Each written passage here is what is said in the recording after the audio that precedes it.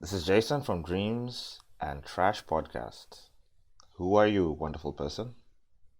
This is Oscar, the co-host of Dreams and Trash. We'd like to come in by saying thank you for all the views and listens we got on the last 2 episodes. It's been wonderful. We are glad you enjoy the content, and we'll keep keeping up, get more interesting content up for you guys. And hey, let's see what's happening. What happens next? And thank you for all of your comments and criticisms too.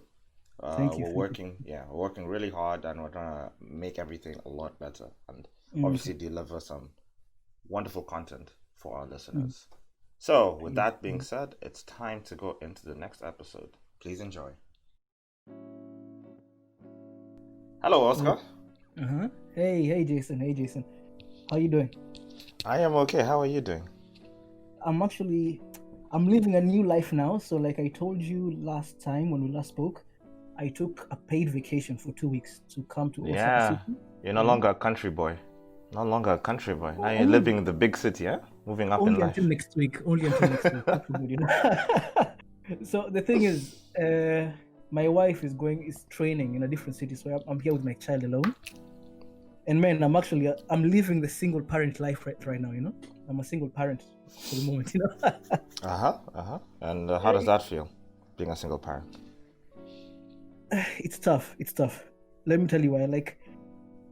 Like honestly, these 2 weeks have made me really appreciate the power people have when they're raising a child alone. Like, especially a kid this young, you can't leave them alone for a second. You cannot leave them alone for a second. Like, you know how, like, if I was with my wife and the kid, I could maybe look at my phone and watch TV, you know, or do anything online, you know, just waste time. Well, one of us will be doing our own thing while the other is looking at the child, right? But when you're alone, you have to dedicate all your attention to the kid, because the kid might decide to climb a table and jump, you know, or put a socket in their mouth. They can do anything. You know? Yeah, we've talked about this before. Kids at that So age, they always find yeah, a way to kill themselves. Like it's exactly, like the it's like they're trying to kill themselves, and it's like you're on exactly, permanent suicide watch. exactly. And like I think we said this before as well, whereby like as grown-ups, I guess as you grow, you develop imagination, and your imagination tells you, if I do this, I'll probably get hurt, right? It's Yep. common sense. If I take the knife and put it in my stomach, I'll probably bleed out and die, you know. But the kid is like, let's see what happens if I do this. Yeah, like we've talked about this before, but like it's that simulation that you run in your minds, Mhm. and like as you grow older, that simulation becomes more optimized and more connected with reality, right? You know, as an adult, hey, if I climb this tree, I might fall down, and that's like, oh, I'll break my leg. That's a month in hospital. You know, who knows how long it'll take in rehab and stuff like that. You can do the math real quick, the consequences Exactly, of what it means to actually climb this tree, right? exactly. And a kid will do that exact same simulation in their minds, Mhm. and in their minds, they'll be like, they don't see the consequences. It'll just be like, Mm, because the program is, I don't want to say it's outdated, but it's like, it still hasn't gotten the experience, that life yes, experience yes, yet. yes, yes. So it doesn't know how to put all of the variables together. Yeah. So that being said, the kids just, they don't think about it. No, They just they go don't. like, they see a tree and it's like, I'm gonna climb that shit, you know? Yeah. And before you know it, they fall down, they've broken a boot, they're crying. You as the adult, you're just like, damn it. You know, you have to take them to hospital, I don't know, a month or 2 months in And rehab or in hospital. Yeah, in and hospital, they're they have to back at it heal. as soon as they're out of the hospital. They're trying it again. They're trying the same thing again. Of It's like, course, dude, I of told you. I course. told you. You're gonna get hurt. But Okay. the only thing as an adult is that you hope that they learn, right? Whenever that Mm. happens, that they learn. You, you, I you, mean, you like, you can't follow them forever as an adult no, or as you your can't. caretaker. No, and Yeah. like, even as adults, right? Like, here's the thing: we're supposed to learn from mistakes and get better, right? Oh But yeah. do we really? Do we really though? Do we really? I mean, like, I'm gonna make the hypothesis that we learn from our mistakes only to make new mistakes, right? Not even necessarily like someone will say, okay, when you learn from mistake A, mistake B will be a better mistake, like a more improved version of mistake A. Like, you're becoming better, you're growing up. Like, if I do a deadlift and I hurt my back, The next time I'm going to do a deadlift, I'll have the right form. So the next time I had my back, it won't be because of poor form, but because of I got in a good workout, right? That's the assumption. But that doesn't really translate into everyday life. Whereby if I, like, okay, let's talk about alcohol. I know if I drink 3 cans of beer, I'll get wasted tonight, right? Are you an alcoholic, Oscar? That's neither here nor there in this point right now, right? Well, why didn't you just answer the question? Are you an alcoholic? It's a yes or no question. Yeah, I haven't had a drink in almost 2 weeks. I haven't had a drink. Are you an alcoholic, Oscar Ruto? I will say that I do fight with the demon that is alcoholism. Okay. Yes, I'll take that answer. Okay. Listen, to say I'm an alcoholic is, man, that's a very big umbrella term. Like I'm not passing out drunk every day, right? I'm not losing. I've never fought with someone because I'm drunk. Are you sure about that? Are you really sure about that? I've never got into a fight when I'm drunk. I mean, not a physical fight, maybe just a verbal argument, right? I've never passed out in the streets. Okay. But I do fight with the demon that is alcoholism, which I believe is something that I do have in me. Because what happens is that, okay, so when I first came to Japan, when I was in USIU, like in my second year of USIU.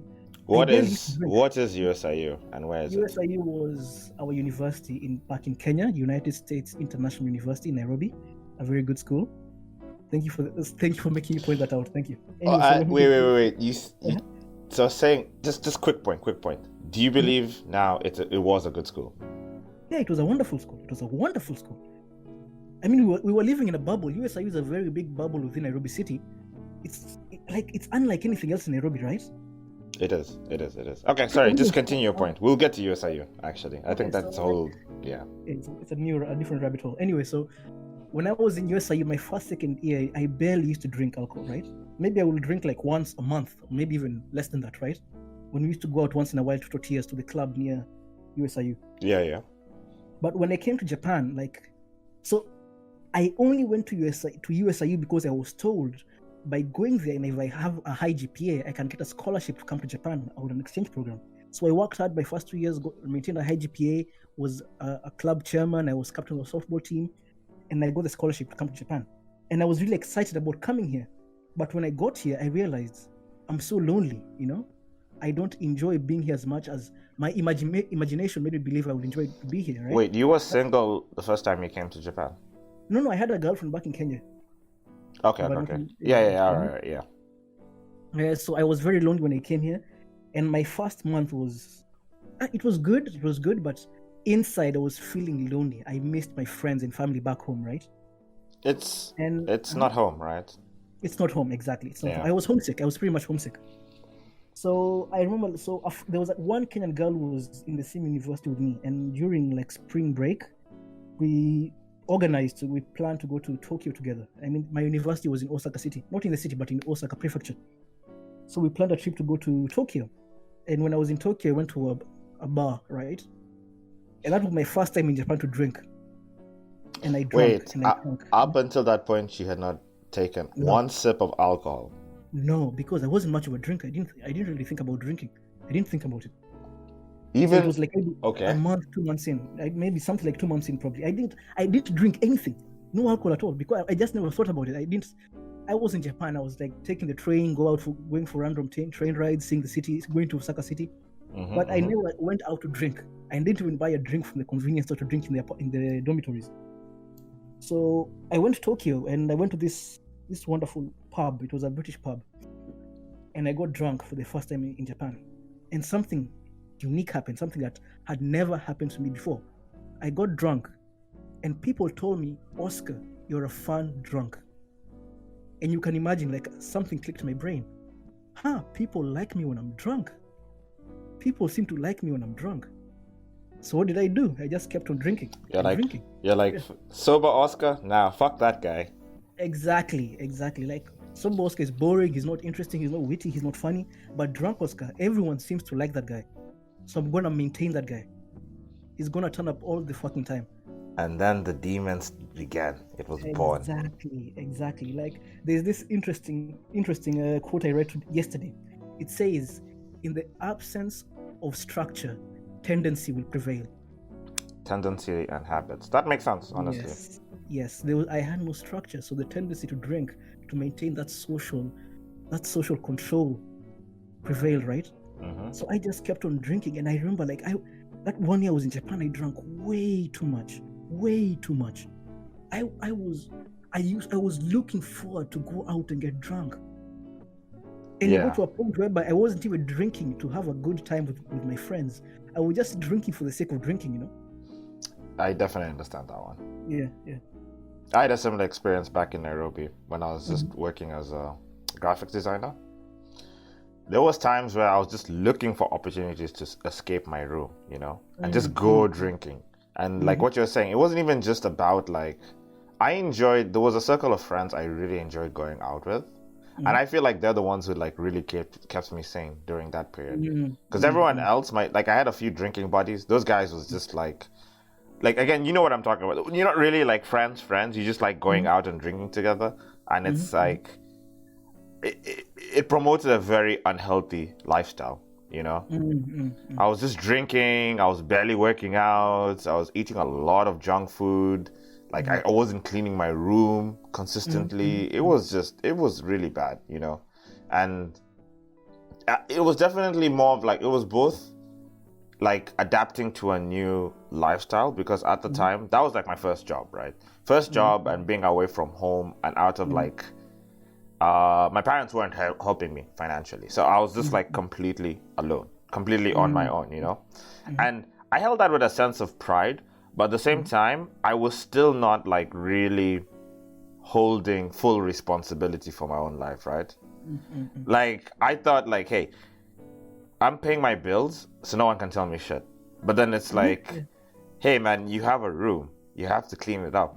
You have to do these things, because this tiny room, that tiny apartment I had, it wasn't tiny, it was actually kind of big, way bigger than the one I have in Japan. But point is, it's that apartment is the realm of control I have in the universe, literally. And it's hey, you want to try and do all of these things, you want to try and get big and do that in graphics design or whatever, you know. I had my own dreams, I had my own aspirations or stuff, right? It's how are you gonna do that if you don't clean your room, you know? So it was just I was avoiding responsibility. I thought hey, I got the adult game on lockdown, so fuck everything else, and I can drink whenever I want. But it's and that thing saying okay, I'm an adult now, I can do whatever I like, you know. It's what I've come to realize, leaving my parents' home, getting married, having my kid, being a father, being a husband, and being responsible for my own finances. I've come to realize that most people don't know what they're doing, right? They will just figure things out along the way. Yeah. But as a child, you look up at the adults and believe that they seem to know what's going on. It's like they've learned everything, you know. You feel exactly. They've just at that point they just know everything. Exactly. Mom and dad just know this shit. Even running the simulation in my head, I can realize, looking back into my past, I can recall conversations between my mother and my father, whereby now I can see that conversation was them trying to figure things out. They didn't know what was going on.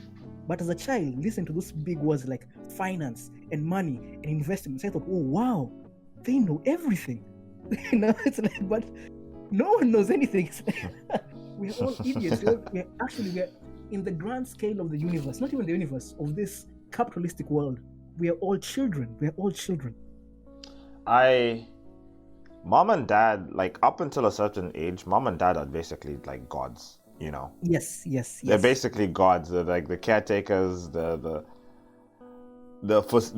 all-knowing father, you know. Very, very much divine in your world as a kid. If anything goes wrong, mom and dad will fix it. Mom and dad will be there, you know. And I guess that's why kids who get abandoned or kids who lose a parent, it messes them up psychologically, right? It does for life. Losing a parent or being abandoned at such a young age, it just affects your psyche, and it cuts so deep that most kids who get abandoned have issues that overlines their personality and like forms who they are as adults. Like literally, mom can leave you at 5 or 6, Oscar, and like that determines who you are at like age 23, age 24. You have problem with women, you know. Maybe you might be a needy man. You might want love. You want attention and love from women, because you know when you were a baby, mom left you. I think that's just so insane. You know, I have a counterpoint to this, whereby there are moments where I do feel like I'm a needy man. I feel like I feel like I deserve all the love of a certain woman, right? And when I don't receive a certain level of love, I get angry and frustrated. And I feel like I want all of the attention. Not all women, but like my wife, for instance, right? I feel like I want all of her attention. And if she does not give me that, I feel like there's something going on. But my mother didn't abandon me. I grew up with both my parents. They both loved me. I felt their love, but I still feel that way to this day. Like I've told you before, I'm a very jealous man. And I think I've expressed that to you, like in a very real situation. But I think right? You just answered your own question. You're a jealous man. But my point was mostly like, hey, like it's a very like when you're young, that's a very sensitive period for a human being. A lot of things that happen at that age forms who they are like decades later. That was my point. I was just giving an example. The whole like being abandoned by your mother thing, that was just an example. But there's all like other instances.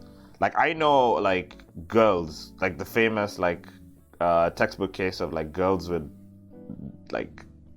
boy issues. Problems, and daddy issues. It's the girls who usually have daddy issues, right? Dad wasn't always around, so they don't form that base model in their minds, or that base model of what a man should be like, right? Like we've talked about this. If you see your dad as a girl, the first person that you ever interact with, like of the opposite sex, is like your mother for us, and for girls it's the father, right?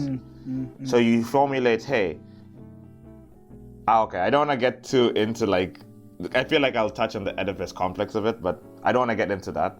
But the point is that, hey, that's where everything begins. That's where all of your basic ideas of what the opposite sex is like is formed. It's through like your mother or through your father. Agreed.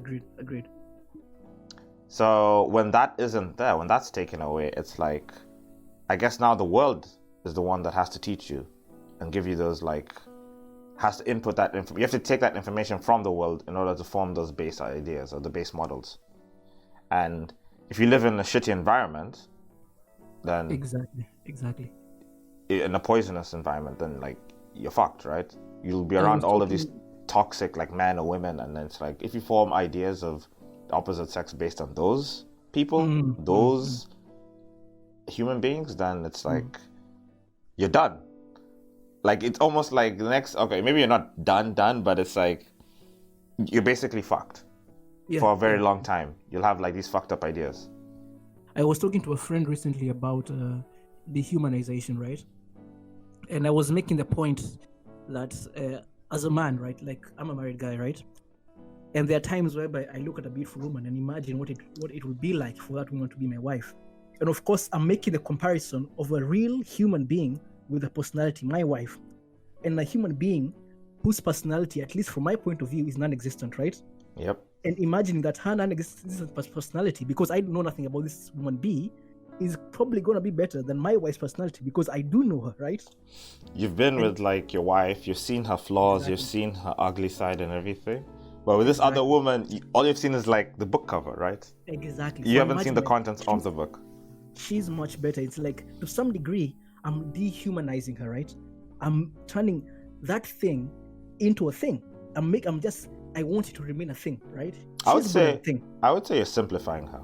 Like this complex object or complex being. You're just reducing all of those multiple dimensions she has that she can't see, obviously, until you like spend time with her. I wouldn't call it simplifying because like all human beings do this, right? Whereby like I think I've told you this before, whereby when you look at a person, when you look at a human being, you're not really seeing a person, you're seeing a body. And until you interact with them for a certain amount of time, they will always remain a body. And let's say you meet person A, right? and the only thing you talk about with person A is politics, for instance, right?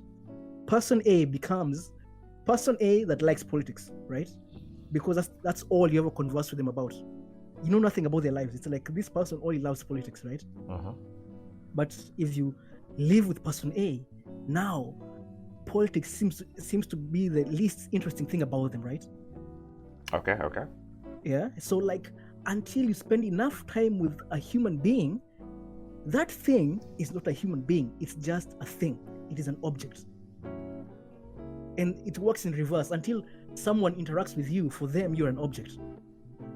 Because like when you look at that thing, that object, you portray your own ideas and your own opinions onto them. Oh, they're white and they're wearing an American flag as a mask with an American flag. Oh, they must be a Republican who supports Trump. Okay, so let's say we started a gym membership, right? We meet this guy called, let's call him Jeff, right?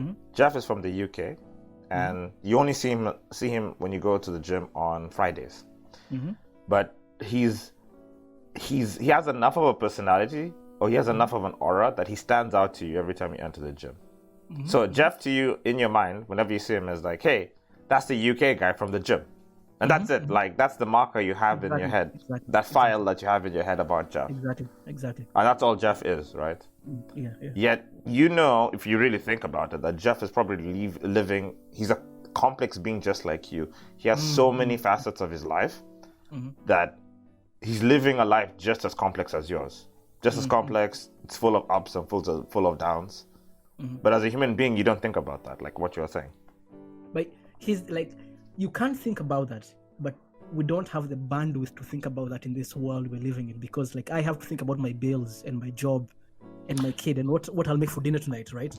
Your world alone is insanely complicated. Exactly. So now can you imagine multiplying that by 2? Think of somebody else's worlds too. It can't work. And that's why like with kids, you have to keep kids in your home only until a certain age. Beyond that age, they become too complicated as well that you can't deal with them anymore. Okay. I can definitely see that. I was also gonna say, but after a certain age, you kind of need the world to teach them things. Because if they're always under your arm, always in your circle, they'll become grown infants, right? Because they'll know, if anything goes wrong, Dad will always come and rescue me, you know?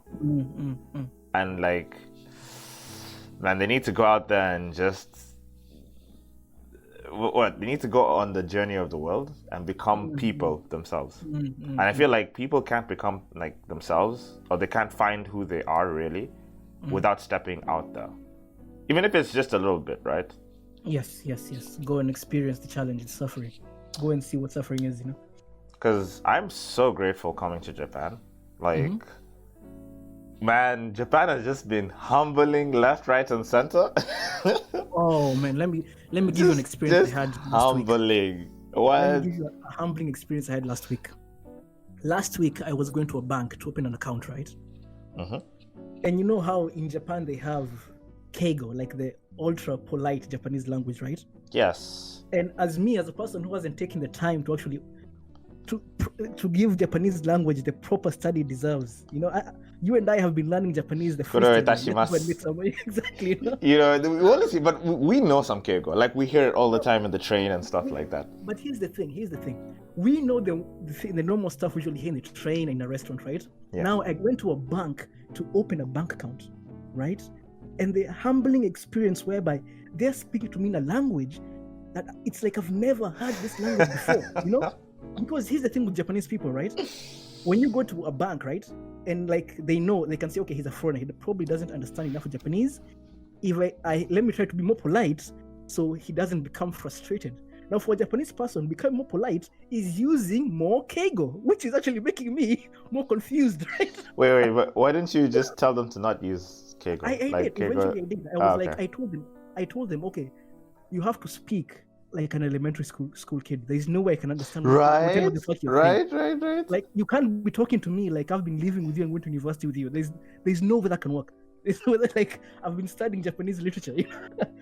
So it was so humbling. I'm there in this office with the teller, and the bank manager, right?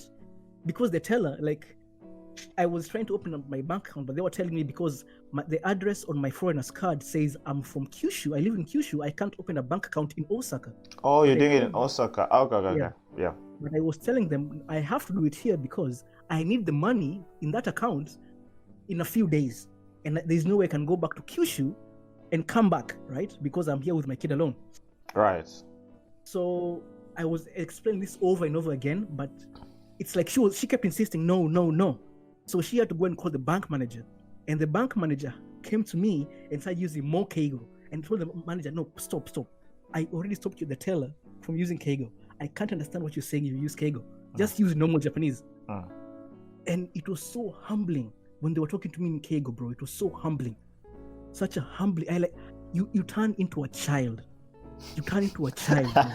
Do you remember when you're a child and like your science teacher is explaining how the solar system works for the first time? You're like, what is this guy talking about? You know, and you have all these ideas in your head, like, what if? I was that child, just looking blankly into the teacher's eyes. It's like, whoa, what are you saying? And your world unravels a bit. Every time you're humble like that, your world unravels. Obviously, you remake it after, you know. Your simulation remakes itself, and it's a lot more. Your brain is a lot more smarter about things. Mm-hmm. Hopefully, that is. Oh man, it was so humbling. Man, there's been so many humbling experiences. I don't even know where to start, man. That alone is its own podcast, man. Japan. Yeah. Also, because it's like us being young adults. Mm-hmm. This being our first like true trip away from home, you know. Mm-hmm. You were in Nairobi, I was in Nairobi. Nairobi is like, it's still like home, right? Yeah. It wasn't far away from our parents, really. Mm-hmm. If things go wrong, like your parents can be there in like hours, literally. Mm-hmm. So I don't know if that was like far enough, but now here, you are truly alone, Oscar. Me and you are truly alone. We have exactly. We have friends, but family isn't here. Even friends, I'll be like, how many of these friends will really help us if things go wrong, you know? I know, I have two. Who can say? It's you and Mindo, that's it. I have like one. I think it's you, that's it. No, two. You and Winner, actually. Yeah. That's it. Everyone else, and it's funny because you meet like tens of people every week, right? You're always constantly meeting new people, especially if you go to the bar. I don't know when's the last time we went to the bar. You're always meeting new people, always meeting other foreigners and stuff like that. But then in the back of your mind, you're just like... You're not my friend. You're not really my friend, you know?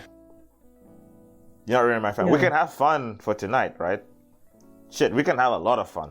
Almost as if we're brothers, but like, in the end, bro, if anything goes wrong, I can't really call you. I wonder if there's like a foreigners community, like a real community whereby like... The way you can... You know, in Kenya, where... like women have these women's groups whereby they put money into a till, and every month like one woman in the group gets all the money, and the till goes around by month. If there was such an organization for foreigners in Japan, like in different cities or different areas, right, whereby like, let's say you, me, Mindo, Winner, whatever, each month we putting like 2,000 yen each into an account, right? And every month one person in the group gets all the money. And it goes around in a cycle, right? In a circle. Now, such a group would be really good because I don't know about you, but there are moments, at least for me personally, whereby I've experienced financial problems in Japan, whereby I didn't know who I could ask for help. You know? I was thinking about that the other day. Like, obviously, your situation's a lot more complicated. You have a child, you have a wife, right? But even as a single person, it's just like, the problem is still there. Like, it's still like, it's not clear who I can really count on, right? Yeah. If things go wrong.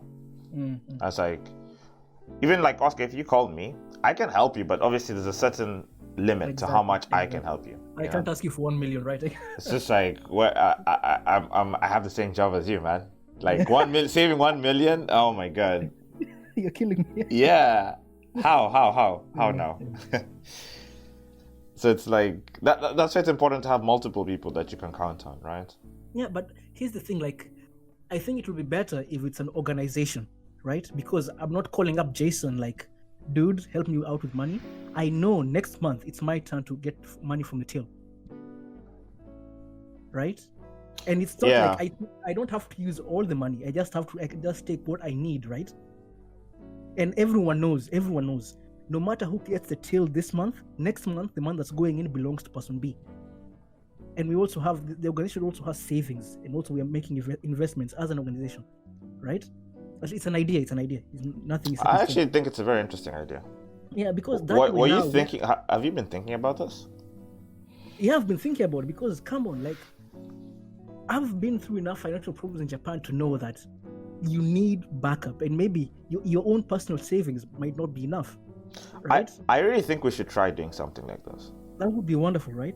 Because it's like, me and you have ideas. We're wonderful people, by the way. Our minds are very creative. We have ideas for days, but we never actually have thought of something that will actually help someone, like help another person, you know? Yeah. Where me and you are very much like artists, in the sense that we have our own art and we're trying to like take things that are happening in our minds and put it to like the screen or put it down to paper and stuff like that. I haven't read your poem, by the way, but I'll read it.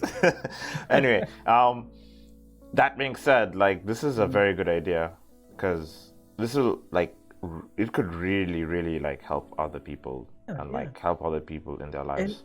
And it could just begin with me and you, right? Just every month we're all putting it like 2,000 yen, right? That's something small. It's nothing. 2,000 every month into the account, right? And we talk to people about this idea, the foreigners, right? And we see how big we can get this organization to grow, and we make it a proper organization.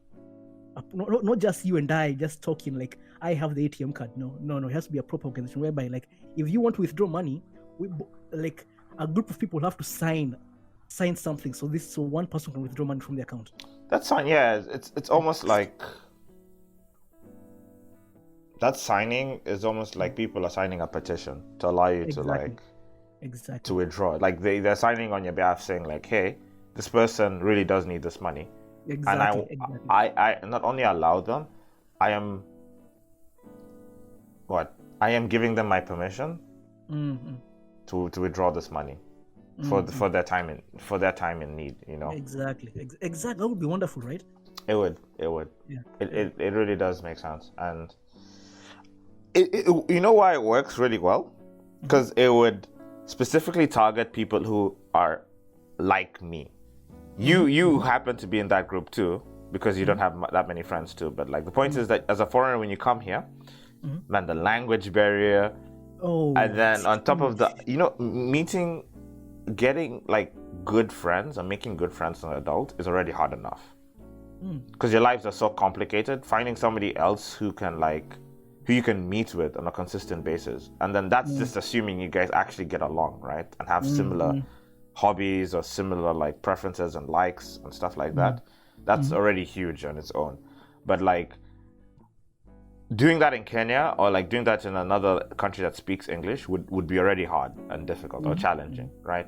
Now doing that in Japan, where you have this whole idea of like Japanese are like socially conservative, and then there's the language barrier too. It's like it's done, man. It's like those are like some really bad cards to be done. Even like, have you realized how many foreigners in Japan get lost in that whirlpool of alcohol and women, right? Many foreign men. That happens to many foreign men, right? Young men, yeah.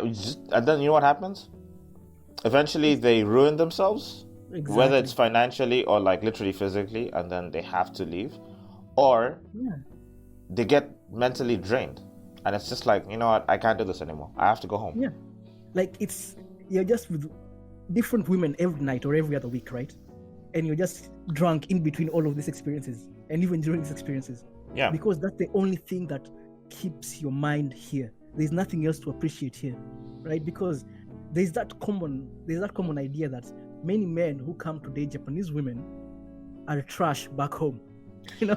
Also, I think we should explain a little bit about the environment for people out there who are listening and don't know, right? It's like it's very easy to drink in Japan.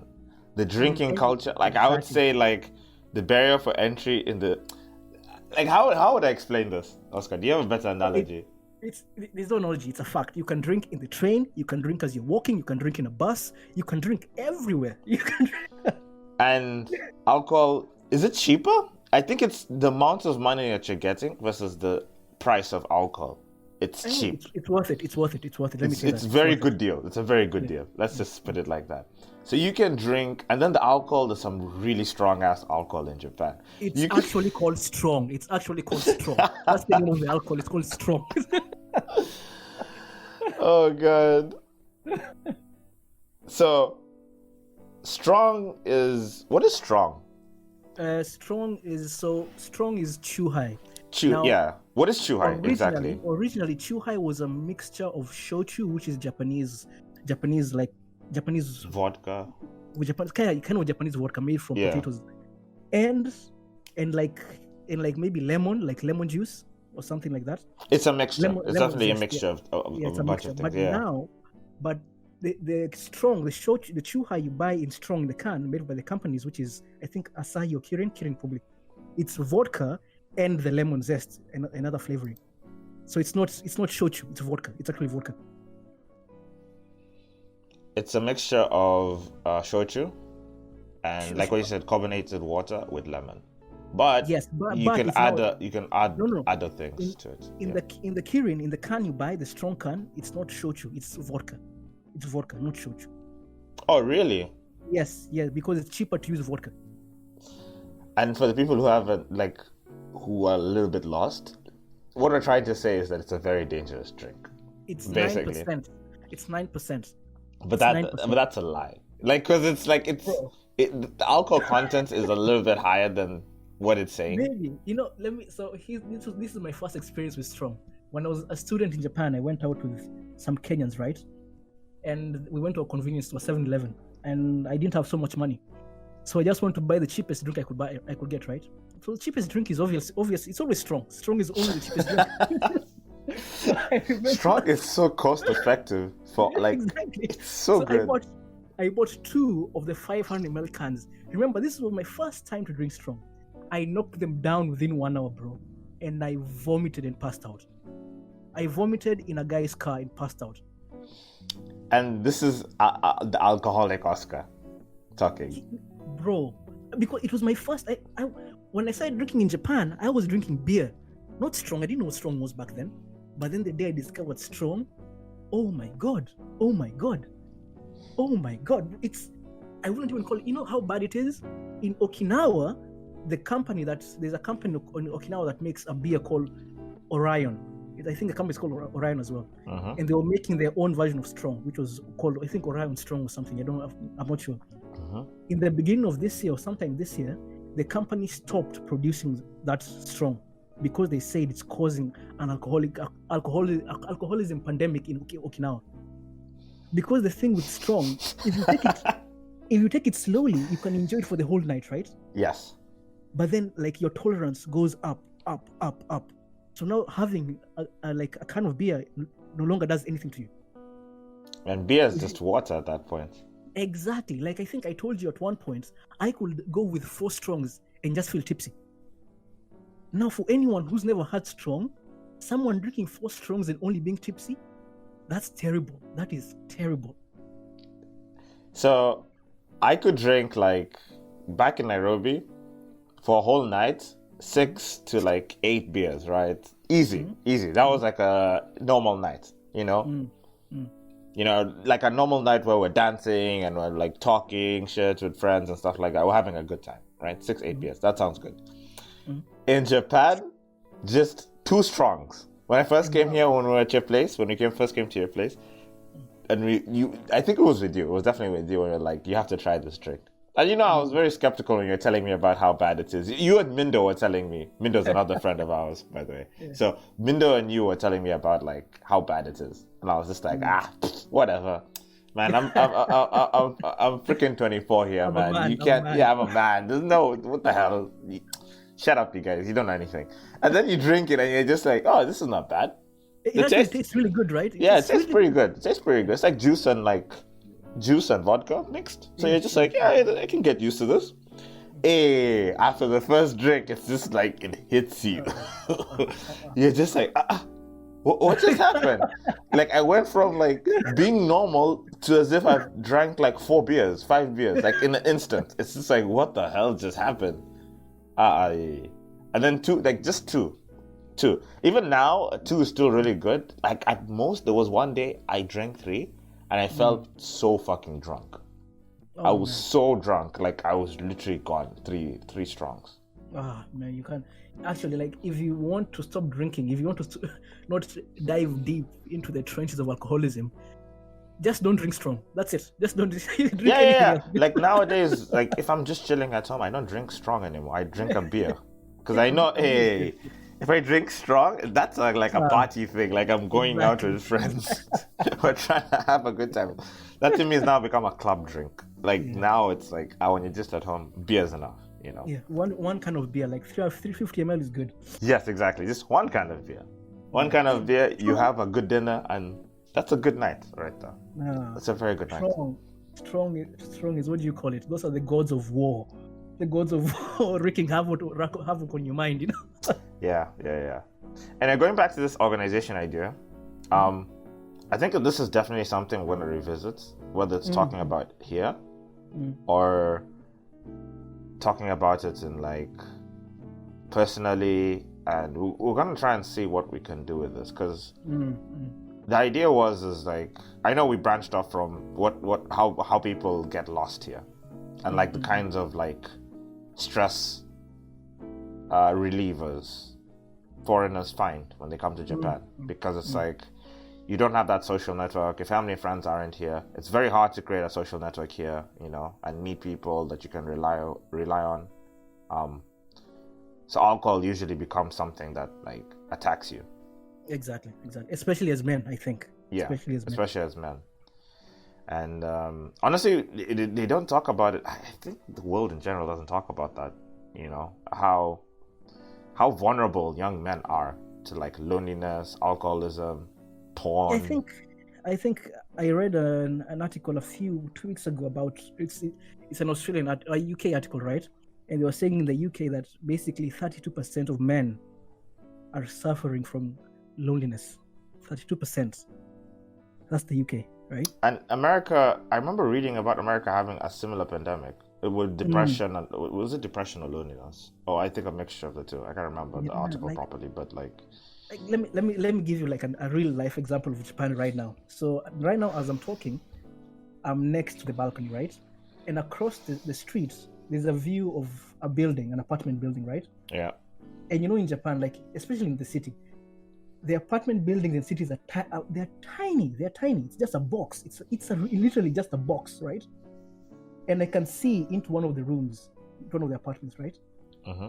And not right now, but I remember on Sunday, I was looking out. I was smoking on the balcony, and I could see that there's one guy. For the whole day, he was just lying in his bed, right? The room is so small that he can only fit a bed and a table in the room, right? Damn, man. And that's just that's the whole apartment. That's more like a prison cell or some shit. That's exactly what I was thinking. Like, that's not your home. It's like you've left work and come back to your cell, you know? And at night, after I put the baby to sleep and I come out and have a cigarette, I see him just lying on the bed looking at his phone with the lights off. I'm like, oh my God, how do people live like this? And imagine that guy, maybe he's not originally from Osaka, maybe he's from Kyushu, and he got a job in Osaka. So him, by not having a family in anywhere near him to go and to talk to on the weekend, to go and visit on the weekend.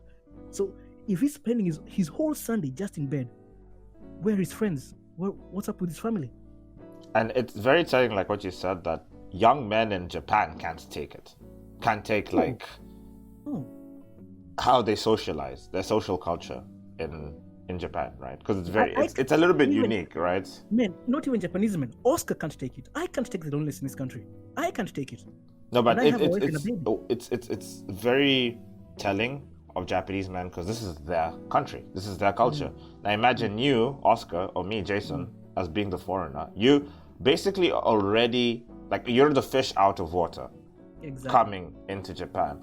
Now on top of that, you're trying to like integrate yourself into the society and like find friends, find a lover, I don't know, whatever you're trying to find. Like, dude, it's crazy. It's really hard. It's actually really hard. And then here comes the push from the opposite direction, whereby you can, as a man, you can actually find a woman in Japan, right? Kind of easy. No, not super easy, but it's maybe at least as a Kenyan, it's easier to find a woman in Japan than it is in Kenya. But I've told you about this. I feel like finding love in Japan is... No. I'm not saying love. I'm just saying finding a woman. Oh, not love. That's so but easy. Now, yeah. The problem is this woman might only want to date you so she can say she's dating a foreigner. You're basically really weird. Yeah, you're the exotic fruit. You're just an accessory, Yeah. I mean, it's cool. I guess men do it in other parts of the world where they just want the sexy girlfriends. You can tell your friends, look at what I have, And they're like, oh my God. And then, they all ask questions. What's it like to be with him? Stuff like that. I mean, it is what it is. It is what it is. But it hurts. It hurts. Let me say it hurts. It hurts. So I was just going to say that it's so easy to hook up with. Japanese women, they're a lot more promiscuous than they look. Because there's that image of them being cute and innocent and stuff like that. But if you stay around with the country long enough, it's like, no, they can be crazy, They can be really crazy. So, With that being said, it's like what you're saying, to find a woman who really wants to sit down, like in a normal situation where you guys can both speak the language, that's already easy enough. Right, it's not easy enough. Sorry, rather, it's not easy enough. It's a challenging thing. You guys have to get over your flaws. You have to find a way to connect with one another and stuff like that. And imagine adding the whole culture barrier and the language barrier, man. It's just you're alone. And this is why I like many of you have talked about this. It's how do you come to Japan and not speak the language? I want to get to know these people because it's I speak a little bit of Japanese, to a conversational level. I can ask questions. I can give at some sort of basic answers. I can even tell my own opinions on some subjects, right? It's I would say I'm an elementary student type level. It's kind of there. You are probably better because you've been around in the country longer, right? But there are people who have been here for 5-6 years and they speak nothing. No Japanese. It's man, how do you go? No, but here's the thing. How do you go to in Tokyo or Osaka? It's very possible to do that because you can be stuck in a foreigner's bubble. It's there's a part of Osaka City called I think Kita Horie, whereby there are many restaurants and shops owned by foreigners, right? So if you want to go to those shops, you don't have to speak Japanese. Go and do shopping. Is this an entire street? It's a neighborhood. It's a neighborhood. Oh, it's a neighborhood. So yeah. And there's houses too, or is it a business district? Apartments as well. So and there are many not private schools, international schools as well. In the area. Yeah, in that part of Osaka City, right? Oh, that's insane. It is a bubble. Telling you, it's very possible to live in a gaijin. Gaijin is the Japanese word for foreigner. To be stuck in a gaijin bubble whereby you barely use any Japanese. And now something similar happened to me whereby when I first came to Japan, I was living in Osaka City, right? Then I moved to Saga, and Saga is deep in the country. And I assumed by moving to Saga, my Japanese will pick up, right? But it actually dropped a couple of points. And the reason being that in Saga, the only interaction I have with most Japanese people is teaching kids English. Yeah, same, right?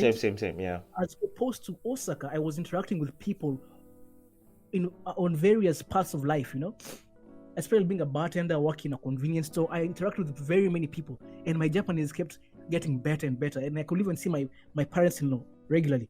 But in Saga, it's just the students and my family. And the students, I have to speak to them in English. And my wife, she speaks to me in Japanese, but because I am not bothered to speak Japanese when I get back home from work, I just speak English to her, right? And you're stressed out from work and you're tired. Yeah. So you have other things in your mind. Yeah, so my Japanese definitely, when I went to Saga, my Japanese definitely dropped a couple of points.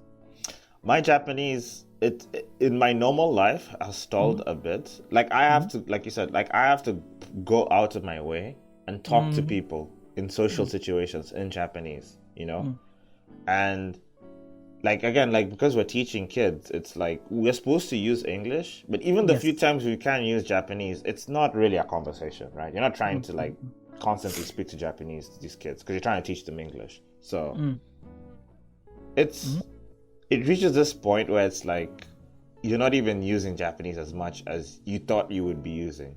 Exactly. That's the point. That's exactly the point. So, like, again, you have to put the effort in. Like, for me, because I'm really determined to take N3 next year. Explain what N3 is. So that's the Japanese proficiency language test, which is basically like an internationally accepted test to like show that you can speak Japanese.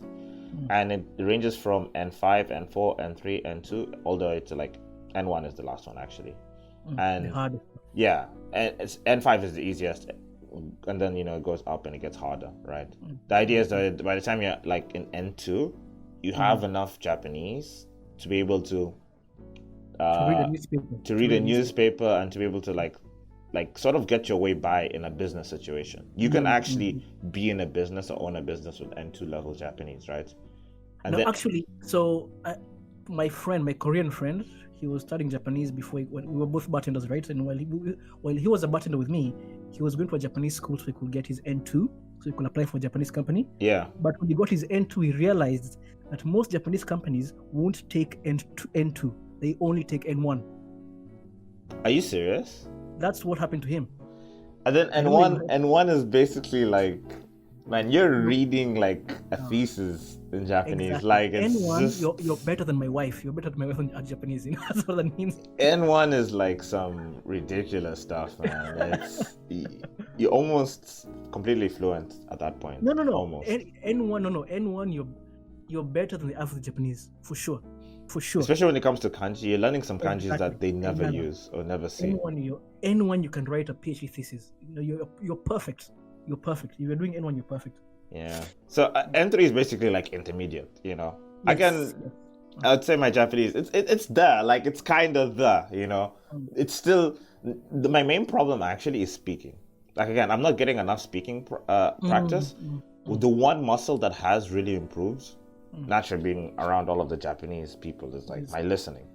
Oh yes, of course. There's so many situations where I'm just like, bro, I understand what you're telling me, but the vocabulary that I'm using or like the level on which I'm replying to you is so low. Now, let me tell you, even like the bigger magic spell that I discovered. Yeah. The biggest magic spell is being able to overhear a conversation that is not about you or concerning you and understand everything they're saying. That's what happens in our company, right? I've heard conversations the JTs have with each other, and I'm just like, I 100%, like maybe not 100%, maybe like 90%. I understand 90% of what you're saying. Yeah. You're talking about this and this person, and how they're like, there's this situation with this parent, and I'm just like, okay. And I'm like, they're talking normally to each other, and I think they just assume they've completely forgotten about you. And they don't think you can understand. Yeah. I've even shocked them once or twice with a few JTs where when I reply and I ask them, so what happened with that thing? And they're like, wait, you were listening to this in conversation? Yeah. I don't do that. I'd rather feign ignorance. I just let them think I don't know. I'm happy with that. This really works for the kids we teach, actually, because the more I teach, I've realized that speaking English ends up being better for these kids. Because it does force them to like... I've gone to enough schools to a point where it's like, when the JT and NT forces the kids to speak in English... They actually try. They actually really do try, Especially when they don't think you can speak Japanese. I covered at a school in Hita. Hita is like super far away from where I am. And it's basically, I had to take a bus for like 3 hours going there. And when I was at that school, because the auntie, the native teacher there, who teaches them English, only speaks to them in English because she doesn't know Japanese, right? When they saw me, they thought I was the same. So I was seeing them like try their hardest to explain things to me, especially when things go wrong. Like this person did this, with their broken English and stuff like that. But to me, I saw them fighting, man. I'm like, they see an obstacle and they're trying to overcome it. They're trying to overcome this language barrier, and it was just so eye-opening, Oscar. And I'm like, I treat these kids, my kids, as if they're my kids. And that's a little bit of a problem because I sort of cuddle them. I've created this safe area for them, which is good for like kids who need it. But there's some kids who are like so smart, and I think you have kids who are very smart too. You're like, they probably would benefit more from being in an English only environment. Exactly. Which is the complete opposite of when I got here. When I got here, I'm just like, man, I've tried speaking English to these kids. They don't understand what I'm saying. No, that's Japanese. Yeah, fuck it. I'm speaking Japanese. But the real thing is like, hey, I'm the one who didn't want to persevere through the language barrier. Because when I give them a chance to persevere, man, you see amazing things from these kids. Honestly, you generally do see amazing things. I agree. And it's just like, hey, man, why don't you put the same amount of effort some of these like kids who are trying too? Yeah. So now I'm actually really trying not to speak Japanese. It still comes out because, again, we're kind of, with a lot of kids, we've kind of got into a habit. They even say, oh, Sensei, how was your day? And I asked them, how was your day at school, you know? And we're just talking like a normal conversation, stuff like that. Yeah. And I'm just like, nah, man, I need to speak English. And then, you know, when I speak English to them, they don't even like, they reply in Japanese. I'm just like, at least that's the first step. Because now I'm going to start talking to them in only English and use a lot of gestures. And I'm going to try and create the habit. Yeah. Hopefully they'll be better off because of it, you know? But yeah, at the same time, because I think I still want to talk to them in Japanese. That's the truth. You also want to learn how to speak, right? Yeah. I want to learn how to speak. So, but that's not what we're getting paid for, unfortunately. So we gotta find a way to like just do what we can and be responsible and be professional about it. Exactly. Right? Be professional. That's it. Yeah. That's the key. And again, it's not about not speaking Japanese. It's about reducing it, just like keeping it at a minimum. And I think that I think the company would be like better off because of it. You know, there's so many JTs who are like at so at the lowest levels of what we teach. So like the kids between the ages of 4 and 6, like 3 and 6 actually. It's like a lot of the Japanese teachers, like, they speak Japanese to them most of the time. Because they said, like, hey, at that age, they're so young, they're not going to understand anything you say in English. So you need to put a bit of a mixture in it. And at the time, that I thought that was, like, to me, like, reinforcing what I was thinking. I was just like, yeah, see, I have to speak a lot of Japanese, you know? Again, it was just me trying to run away from that obstacle, the language barrier obstacle. So it's just like, no, we gotta attack this, and they need to improve in English, you know. That's one of the humbling experiences I've gotten, you know. Again, like seeing a kid who can overcome the language barrier, it's like, Jayson, why don't you try and overcome it, right? You have no choice. You live in Kyushu anyway, so you're gonna have to figure it out. Yeah. So again, now can you imagine the foreigners who like don't speak English? How the fuck do you survive in Japan? Like, we've talked about people who don't speak Japanese. It's like, who speaks Russian in Japan? Exactly. But here's the thing: in Osaka, right? There's a very big South American community, right? Right. And there's some people who I've met who only speak Japanese and Spanish, or only just Spanish. How do you survive? Because there's a big Spanish community, and I think that's like, okay. When you go to Kyushu, for example, when you go far away from the big cities like Osaka, I don't know. You figure a way, man. We're human beings. We can't die, man. You'll figure out a way. You'll make it work. When you go to the city council, when you have to like file your taxes or something like that, or get something sorted with your health insurance. Bro, here's the thing: until you're in that situation, you don't know how you'll deal with it. You actually don't. Man, it's like, it's magic, man. I want to talk to some of these people. Like, how do you survive, man? Like, how do you survive? How? You know? You've never been in a situation whereby, like, you're not expecting this thing to happen. But when you go there, something so bad happened that you had to figure out on the spot how to make things work. Of course. I think as an adult, you get constantly faced with things like that. Exactly. And that's those people, man. Those are the moments that really test you as a person. Yeah. It's like, hey, what you've learned up until now, can you apply your wisdom to this situation and hopefully not die? You know? Because if you die, it's game over, right? For us, dying is like you lose your job, and it's like Exactly. it's not like a literal death. It's like more of like Social death. Social death, financial death, that sort of thing. Yeah. Yeah, but man, I always look at my life and think about what would I lose that right now that I'm willing to let go of? What can I lose right now that I'm willing to let go of? Say that again? What can I lose right now that I am ready to let go of? You know, like if another pandemic were to hit. That's a hard question. Yeah, because we never like now again back to my view from the balcony. Like diagonally from where I am right now, there's a building, right? And the building, I came here before because this apartment I'm staying in right now belongs to my brother-in-law. The building used to be a very popular hostel. It was called Sharinko Hostels. It was huge. It was like, I think it's like 5, 6, 7 floors. It was just, the entire building was a hostel. Right. And whenever I used to walk past the building before, it was full of foreigners. Bustling. It was bustling, right? And right now the building is shut down, bro. The building is shut down. What happened to it? Corona happened. No tourists coming in. Because they just shut the whole shit down, huh?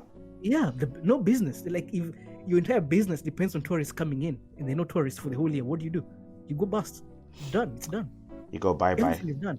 Imagine like it was a building. Let's imagine that the owner of this hostel took out a massive loan to buy the building so he can have the business. Imagine that's rough, man. Now that's really rough. Yeah. Bankrupt, right? And now imagine that's the worst case scenario. Right. For you and I, it will just be our company shutting down because hey, the Japanese government figured out a way to teach kids English in school, so they no longer need companies like ours. Yeah. And now we go bust. Now we don't have a job. We don't have the Japanese language levels to just join another company. So what do we do? What can you do? I know I've been a lumberjack in the past. Man, I'm okay with doing physical labor. I will go deep into that. I'm okay with working a convenience store. To stay in Japan, physical labor is definitely not off the table for me too. Exactly, it's not off the table. I've told this to many people over and over again, like many people from Kenya, whereby in Kenya there's a certain shame about doing certain jobs, right? For sure. Like being a lumberjack in Kenya, you're told that's a bullshit job, right? Don't do that. That's embarrassing. I remember one time when I was in high school, right? Or being a matatu driver, all those things. Yeah. Yeah. One time I was driving I was in high school, right? My mother picked me from school, and on the way home, my mother talked to me about drugs and like, oh, drugs are bad, they'll destroy your life. Just the things that parents will tell you, just to make sure that you're wise, to make you wise, to wisen you up, right? To straighten you up. Exactly. So like while she was driving, giving me a story, there were some guys like digging a ditch, maybe to make a trench, like it's a ditch for the water, right? Yeah. And my mother told me, if you use drugs, you'll end up like those guys. And back then, that scared the living Christ out of me. That scared me so much, right? I don't want to end up like those guys, right? But those guys live a hard life, man. That's like some real shit. That job is not easy. No, but here's the thing, right? What's hard, right? What does hard mean? Because I think hard is only relative. Someone will say, for you and I to come to Japan and have to learn a new language just to survive here, that seems fucking hard. Right. So hard is only relative. Like if your job is digging a ditch every day for the whole year, there's going to be a point where it's no longer hard. It's just the way things are, right? And like even now when I went to the job, I was a lumberjack. The first day or 2 days, man, my shoulders were killing me. They were killing me. But by day 3, day 4, I got so used to the routine. I was loving it. Whereby I know I have to be up by 6:30. We're going to start work at 7:30. And I'm going to be out in the sun until 12. Then 1 hour break. And 1 hour break means I'm going to eat lunch and take a 30-minute nap. Then we're back at it until 4 p.m. It was wonderful. I'm getting the vitamin D, And you're basically within that structure. You're striving. You're thriving within that structure. Exactly. And I don't need to think about what I'm doing. I just know, go and cut this tree, carry it to the truck. That's it. And I'm learning Japanese from this older man. We're talking in between work. We're having a good time. Yeah. It's like I'm with my band of brothers, right? And we're just lifting shit. Our job is working out for the whole day, right? That's the job. Band of Brothers. You know what? That's the name of the episode. Band of Brothers. That's a good name. Yeah, and like, so that job, and of course I was making good money. I think in a span of 2 weeks, I made $1,000 in 2 weeks. Wait, 100,000 yen? Yes, in 2 weeks, 100,000 yen. My God, that is. I forget. You told me this before, but I forgot. That's some good money, man. Damn. Great money. That is great money. Now think about this. Now, in Japan, there is no shame about Oscar doing that kind of job. A job is a job. Oscar is doing this to feed his family. That's all people see, right? People see the whole gambateru. Exactly. That gambateru. Yeah, they see the efforts. That's all they really care about. But in Kenya, people see your place in the social hierarchy. That's what they see. I haven't told you, but I really love that word, gambaru or gambarimasu. I hate it. I hate it so much. Because I realized when my JT translates it, and she translates it as like a lot of people translate it as like do your best in English, right?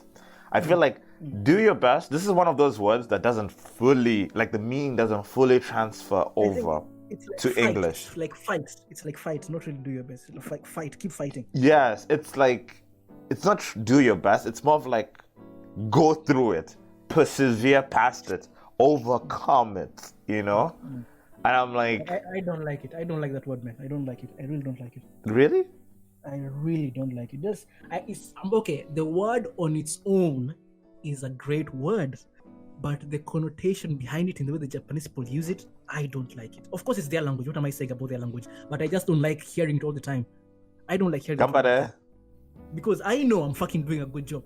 Don't tell me fucking gambare all the fucking time. No, but sometimes it's supposed to be a word of encouragement, man. Sometimes you're just not... Yeah. Okay, at least as Oscar, I feel like you're always pushing me. Why are you pushing me? Why do you keep pushing me? I know what I'm doing. Leave me alone. That's why. All right, I feel no one is pushing us. No one is pushing us, right? Yeah, no one's following you around, obviously. Exactly. So you know what you're supposed to do, and if you don't do it, you know the consequences yourself. No one has to chase after you, right? Yeah. You just do your thing. You do your job. But especially when I was a bartender, I used to hear that word all the time. Gambate, gambate, gambate. Oh man, I got so tired of that work. Like, dude, I've been here. I'm literally here for 12 hours a night, 6 days a week. You don't think I'm fucking doing gambaru? You don't think I'm working hard, motherfucker? I find this very funny that you're personally now, like, it's almost like you have PTSD of the word. You've been personally triggered by the word. I really don't like that word. And another phrase I don't like is yarushkanai. Do you know this? Yarushkanai. I have to do it. There's no choice but to do it. Exactly. I also hate that phrase, man. That's another one. That's another phrase I hate, man. But there's so many times where it's just like you have to do it. Yarushkanai. Yeah, but I know that. You don't have to tell me that. It's me. I'm the one supposed to do the thing. All right, Oscar. It's over the 1 hour mark. What are your final comments? My final comments for this episode, man, I don't really have any final comments because we speak out of our ass so much. So it's like, we're freestyling. This is a stream of consciousness podcast. It's a conversation. That's what I'd love to call it. Exactly, a conversation. It's just a conversation between two friends, and of course, there are bound to be many like factual errors. Our opinions. Oh yeah, do not come to this podcast expecting to learn something like we're teachers here. No. We are fools. That's what we are. We are fools. The one thing we know for sure is that we know absolutely nothing. Yep, that's actually the one thing that is certain. Exactly. When it comes to this podcast, so like. Yeah. There's a lot of things that you can probably catch us out on. Yeah, and like, hey, like if you doubt our facts, if our facts are wrong, hey, it's good. Let us know. Comment below. Exactly. There's a comment section. We're willing to own up to our mistakes. We don't have a young Jamie with us. Young Jamie. Jamie, pull it up. Jamie, pull it up. All right, guys. Thanks for the listens, and see you in the next episode. Oscar. See you. Good. Well, thank you guys. It was good to be here again. Jason, thank you. All the way from Oita. Thank you. I'm here in Osaka. And we'll see you next week. Isn't it funny that the distance between us has grown, but the audio quality has gotten better? It's magic. It's cute, man. That's saga internet, man. Saga internet. All right, bye, guys. Thanks, man.